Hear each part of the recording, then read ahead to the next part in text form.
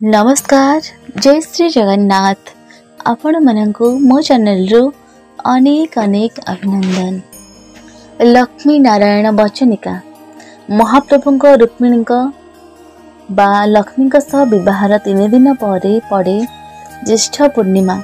से दिन महाप्रभु जन्मदिवस भाई भौणी सह महाप्रभु भक्तों गहन को आसी बड़ आनंद पानी ढाली होई बहुत गाधाती एवं भीषण ज्वर पड़ी भाई और भौणी अणसर घरे रुहती।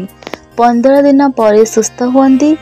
पूर्व निर्धारित कार्यक्रम अनुसार से दांड को ओह्लाई आसती और रथ चढ़ी भाई भौणी को धरी गुंडीचा मंदिर को चली जाती।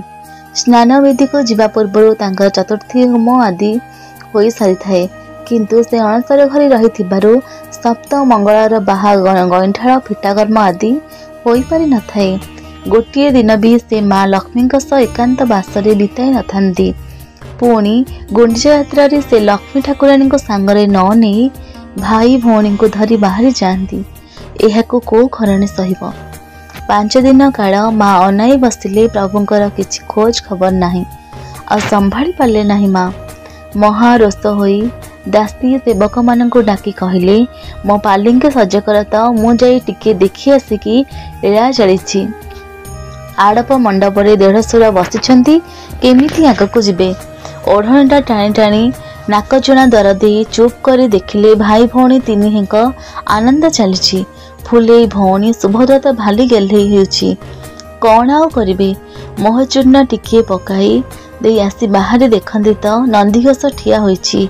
सबो नाटर गोवर्धन एई नंदीघोष एपरी कही मुगुरे पहारे पिटिदेले जे काठ खंडे भांगी गड़ी पड़िला। से काठ खंडटा को धरी तमतम होई बाहरी आसिले। काले किए देखिनेब भाभी सीधा श्रीमंदिर को न आसी हेरा गोहिरा साही दे फेरी आसिले। नवदिनात्मक यात्रा सारी महाप्रभु बाहुड़े फेरी आसिले श्रीमंदिर निकट को। सिंहद्वार सामने रथ उपर थाई महाप्रभु एकादशी दिन ऐश्वर्यमय सुनावेश तथा द्वादशी दिन अधरपणा नीति समाप्त कले। घोषयात्रा पर्वर समाप्ति एठारे। एबे भाई भग्नी को धरी महाप्रभु फेरी जिबे श्रीमंदिर रत्नवेदी उपर को। तेणे श्रीहरि मालिकाणी जगी बसचंदी ठीक बेले प्रभु को पाने देबे बोली। महाप्रभु रथरु ओह्लाई सिंहद्वार को जाउछंती। महालक्ष्मी सियाड़ू दासी सखी मानक सह आसी सिंहद्वार कबाट किली दे कहिले तुम्भर एपुरे विजय करिवार उपजीव बड़न लाभ लाज। जा जा फेरी नीलाद्री बिहारी भौणी को नहीं आज। आरंभ होईगला महाप्रभु एवं महालक्ष्मी मध्य झगड़ा। लक्ष्मी नारायण कली। महाप्रभु चिड़ी जाई कहले ए नारी जातिटा सबु अनर्थर मंजी। भला विधाता एंगो गढ़िला तांकरी पालरे पड़ी पुरुष माने सबु बेले दहगंज होई मले। दुनिया जक रागरुषा तांकरी ठारे टिके कटु कथा भी सह्य करि परिबेनी। हौल पद्ममुखी तो श्रीमुख को झुरी झुरी मोर देह कंठ होई गलानी। 9 दिन मते 9 जुग प्राय लगुछि। एबे गुमान तेज करी कबाट खोल। माँ परा सागर दुलणी पिता तांकर संग रत्नाकर सीए की सहजे छाड़ती। महालक्ष्मी कहले हौ से सिंहानिया कथा आउ छाड़। ए भंगा कुड़ियाटारे काहेकि पशिब। जाओ से ही अलाजुकी भौणीटा को धरी बुलु थाओ। मुहरे तार तो लाज शर्म किछि नाही। ये ता जाति स्वभाव। बाप नंदगौड़ झियो जेमा देई मुहरे हळदी मिंचाई माखी छाती को फुलाई बाहा हो देह लाई दांडरे घिरी घिरी बुलिबा तो तार स्वभाव। जेमंत भाई को तेमंत भौणी केही क्या कम नुहंती। अच्छा कहब कि प्रभु आपण दर्शन पाई तो इंद्र चंद्र वरुण सर्व देवादेवी आसिछंती। केउ देवता दर्शन पाई पुणी आपण गले। महाप्रभु कहले देवी तुमर मने नाही कि माँ गुंडीचा को आमे कथा देइथिलु बोली। तमे तो जान मो भक्त भावग्राही बोली। भक्त वांछा तो आमे जुगी जुगी पुराई आसी अछु। माँ कहले हौ हेला मते ताहाले टिके बुझा दियो मते सांगरे नेल नाही कोथि पाई। चतुर चिंतामणि को कथारे किए पारिबो। पुणी से कहले यारे प्राण सही ये तो सामान्य कथा। सांगरे 150 थिले परा एहा कण दांड को शोभा पाई थांता। वृथारे तुमे खाली अभिमान करुछ। देख तुम पाई केते गहना साड़ी चूड़ी आनिछि ताको सबु गणी करी रख। आउ एबे कबाट फिटाओ।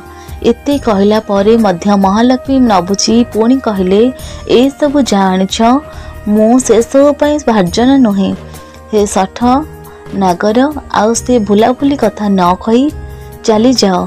उछुर हेले सियाड़े पुणी गौरुणी माने कोप करिवे। उठ उठ मठ नकर हे सठ नागर मुकुटमणि उछुर होइले कोप करिवेटी गोपपुर गौरुणी।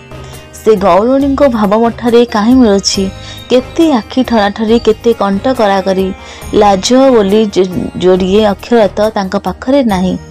किए कहूची निया गिरा किए कहूची षंढ मरा पुणी किए कहूची चढ़े चिरा वस्त्र चोरा। से सब कटुवचन शुणवाई आपण रसिक रतनमणि गोपी निंदा शुणी गोपीनाथ संभाली पारे नाही। महाक्रोध होई कहले रे मुढ़ा तू हिताहित ज्ञान हराई बसिलु गोपी निंदा करी जान महा अपराधरे भांगिदेलु। एइथिपाई तो तते समस्त जगत रे बाई ठाकुराणी बोली कहती। तोर मरम बलिया दास ठीक जानिथिला तेणु से काणी कुजी कालुनी बोली तते कहूथिला। तो दाऊ मु बोली सहुची अन्य केही सहिबेनी। अन्य केही होइथिले ना केउ कालर तिलक चिता कौपनी मारी जोगी होई जाई छाड़ानी। बड़ भाई बलराम छिड़ा होई सब शुणुथांती। से देखिले केही काहाको कम नुहंती। बड़ ठाकुर जगन्नाथ को गार डेई अनाई कहले अरे कन्हाई तू तो जमा भल लोक नहुरे केड़े केड़े कुवचन सब तो बोहू को कहूचु तोरे फुला फांकिया आचरण काले काले गला नाही रे। अरे दांड हटा कथा सब मु बुझुची केउठु डाली आसीबो तंडुल जाल घी आदि आसीबो सब मु बुझुची।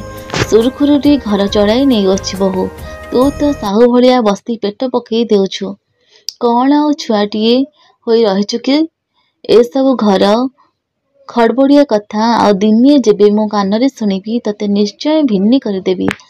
डेढ़ श्रुत बड़ ठाकुर माँ लक्ष्मी आड़ को टिके बारे कहले हौ माँ ए सबु कन्हाईर भूल सबु हार मो भाईर हैला। माँ तुमे तुम मनरु सबु अभिमान तेज कर। बड़ ठाकुर श्रीमुख को एभेड़ी संतोषवाणी शुणी माता अभिमान तुटिगला। दासी मान को डाकी आज्ञा देले कबाट खोली देबा पाई। ओढ़णीटी टाणी दे बड़ सामंत को हाथ जोड़ी कहले आहा केते बेलू आपण छिड़ा होई रहलेनी केते कष्ट होइथिबा आपणको ए अपराधिनी को क्षमा करिवे प्रभु। कलिर अंत होईगला। महाप्रभु जगन्नाथ माँ कमलिनी को चाही मृदु मृदु हसी कहले हे सुमुखी हे चंद्रवदनी निया तुम पाई केते सबु उपहार आनिछि आउ ता सहित एही सुमिष्ठ रसगोला।